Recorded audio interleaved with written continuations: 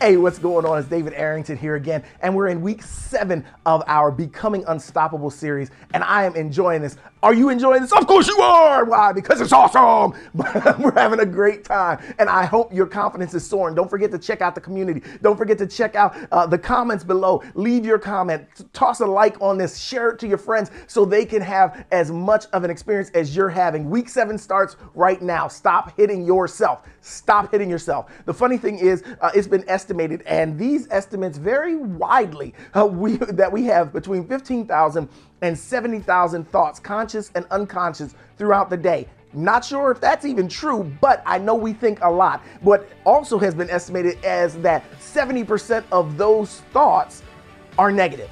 Wow. So most of the stuff we're telling ourselves every day is not positive. We're remembering how that client treated us. We're remembering what our boss said. We're remembering how we failed before. We're remembering what someone said to us that still bothers us. And it could be years in the past. You know what I'm talking about. You've been there. This is what we struggle with. Our minds are constantly replaying whatever's on top. So we've got to do something. Have you ever been fishing?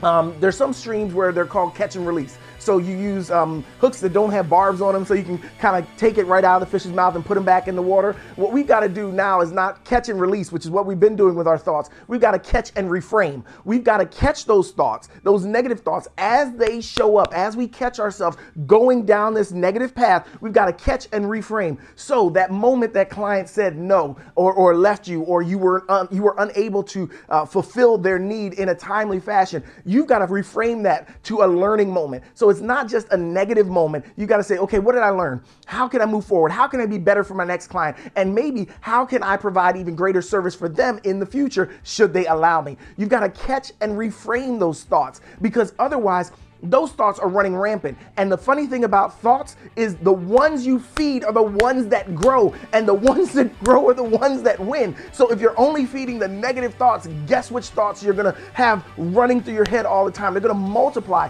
Guess what? You don't have to try. Your negative thoughts will multiply all by themselves with no help at all. It's the positive thoughts.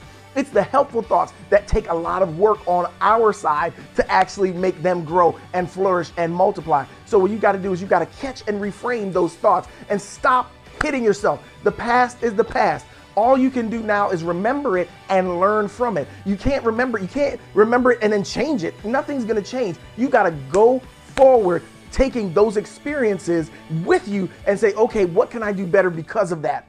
Yeah, we all fall on our faces. We all make those mistakes, but you've got to take those negative moments when you lost a client, when the project showed up late and your boss was upset.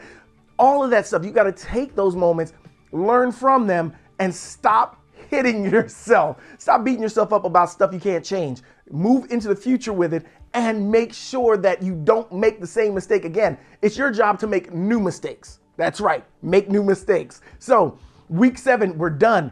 I look forward to seeing you next week, but between then and now, make today count.